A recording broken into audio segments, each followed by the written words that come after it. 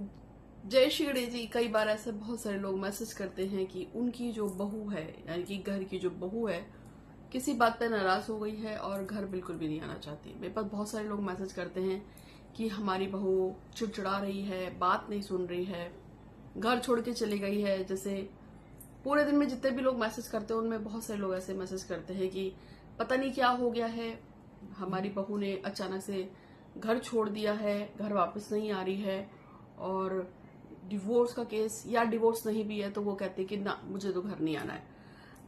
मेरे पास बहुत सारी मदर इन लॉ का, यानी कि सासू का, यानी जो सासू माँ है उनके मैसेज, या फिर बहुत सारे ससुर भी मैसेज लिखते हैं कि पता नहीं क्या हुआ है कि हमारी बहू ने घर नहीं आ रही है। शादी को 1.5 साल हुआ है, शादी को 2 साल हुआ है, इतना टाइम हो गया, अभी बहू नहीं आ रही है, वो छोड़ के जा रही है, या हमारी बहू जो है वो चाहती है कि हमारा बेटा हमसे अलग होकर रहे। इस तरह की जो कंडीशंस हैं वो मैं देखती हूँ और बहुत सारे लोग मुझे मैसेज करते हैं।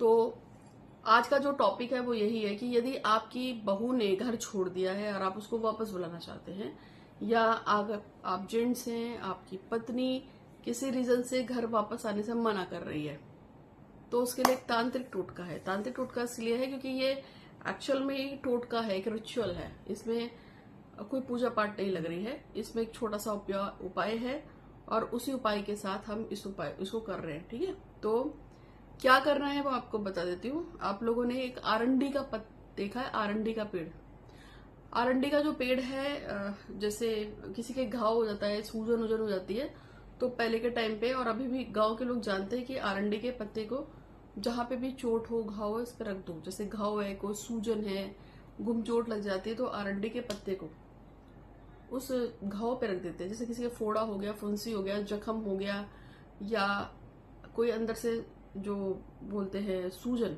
हो गई है, तो जिस जगह पे कोई घाव होता है ना, उस जगह पर हल्की सी हल्दी लगाकर आरंडी का पत्ता ऐसा फैला फैला आता है, उस आरंडी के पत्ते को लगाकर उसके बाद उसको बांध देते हैं। 2 या 3 दिन में वो घाव ठीक हो जाता है। तो वही आरंडी के पत्ते की बात हो रही है। आरंडी के बीजों का तेल भी बनता है, आरंडी का तेल भी आता है, आपको पता ही है।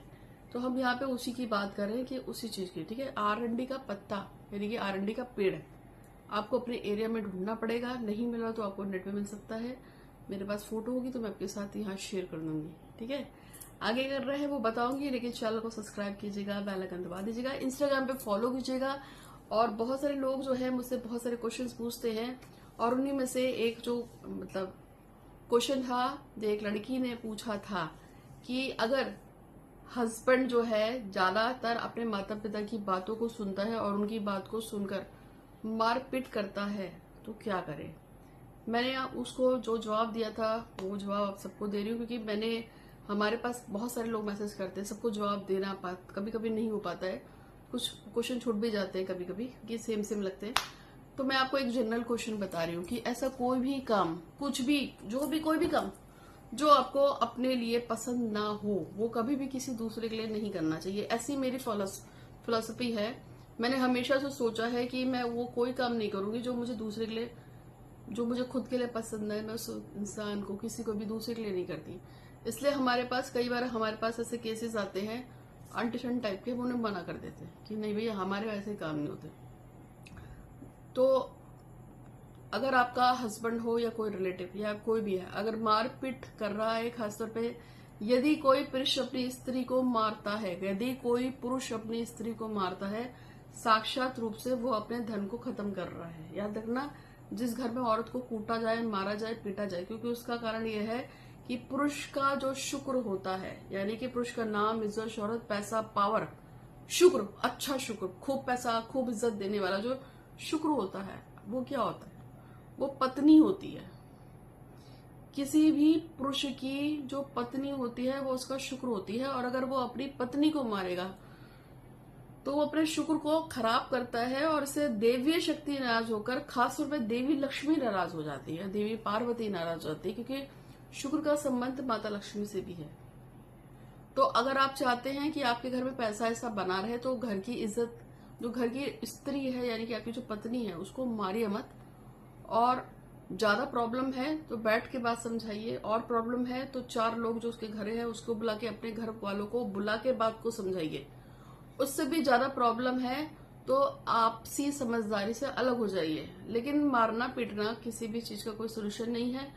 और वो कुछ लड़कियां लिखते हैं कि वो इतना मारता है कि ऐसा कर देता है, वैसा दांत तोड़ दिए, कभी कुछ कभी कुछ। ऐसी हैवानियत नहीं दिखानी चाहिए आप में से किसी को भी नहीं, ना लड़के को ना लड़की को। अच्छा चलिए, चैनल को जरूर सब्सक्राइब कीजिएगा, बेल आइकन दबा दीजिएगा, इंस्टाग्राम पे फॉलो कीजिएगा। और ये तो मेरी आदत है, मुझे बोलना पड़ता है। आप कुछ लोग करते हैं, कुछ लोग नहीं भी करते हैं, पर मुझे बोलना पड़ता है, मेरी आदत है। क्योंकि अगर आप लोग चैनल सब्सक्राइब करते रहेंगे तो मैं भी वीडियो बनाती रहूंगी और आपको ज्ञान देती रहूंगी। वरना रोज तो हमारे पास बहुत अनगिनत लोग आते हैं, हमारे पास रोज ही आके मैसेज करते हैं कि माँ ये हो गया, माँ वो हो गया, माँ ऐसा हो गया। इतने ढेरों सारे मैसेज आते हैं कि मुझे सच बताऊं तो वीडियो बनाने की जरूरत भी नहीं है। क्योंकि इतना आदमी रोज वैसे ही फूटता है कि हम उनसे संभलता नहीं है। हम उनको बताते रहते हैं, फिर बताते हैं, फिर बताते हैं, और आते हैं, फिर जाते हैं।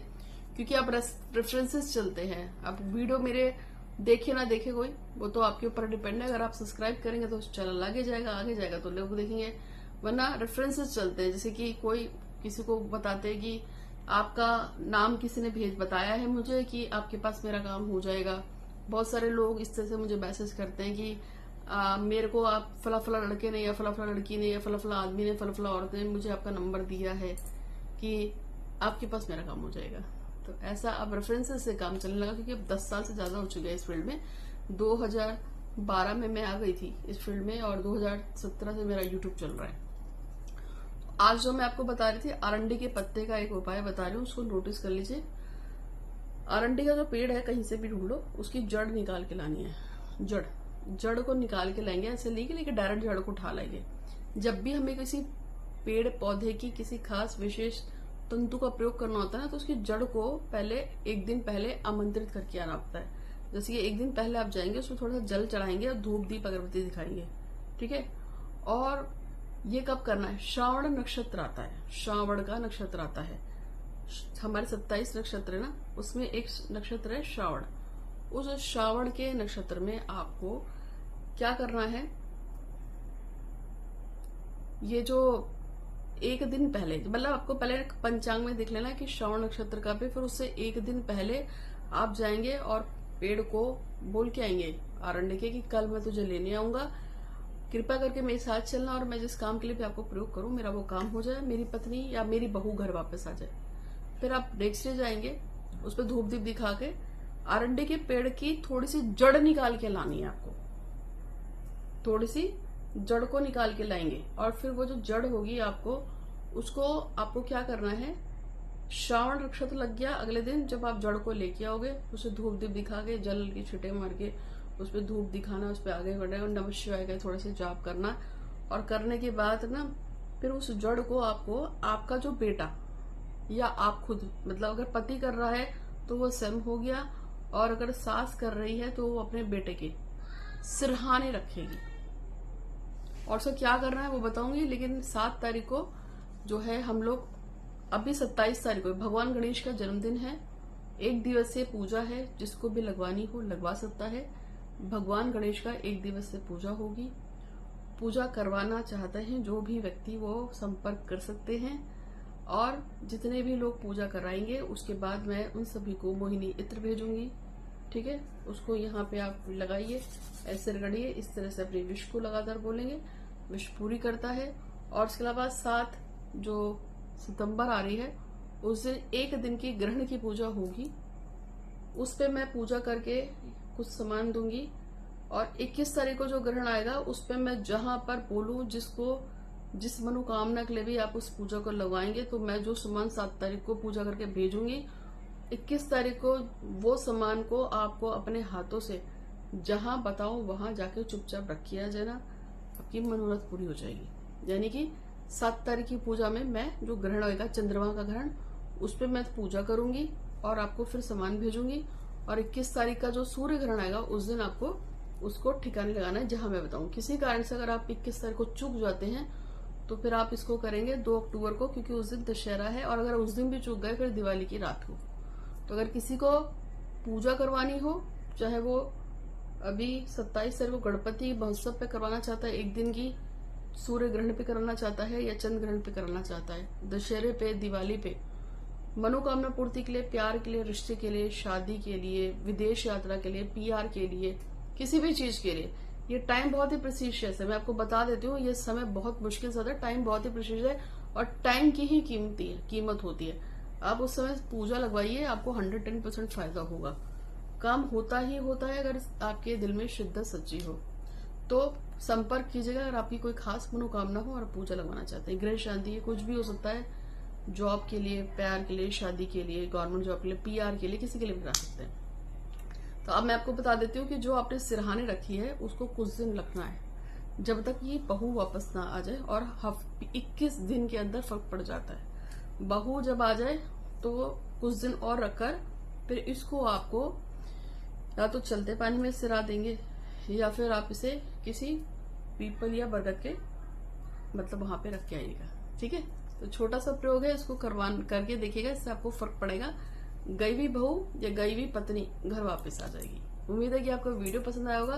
बहुत सारे दोस्तों का शेयर करना, और जिनको पूजा पाठ करानी हो या कोई सामान लेना हो, मनोकामना पूर्ति किट लेनी हो, लव मैरिज किट भी आती है वो लेनी हो, तो इसी चैनल पे संपर्क कीजिएगा। आपका दिन बहुत ही शुभ हो। हर हर महादेव। धन्यवाद।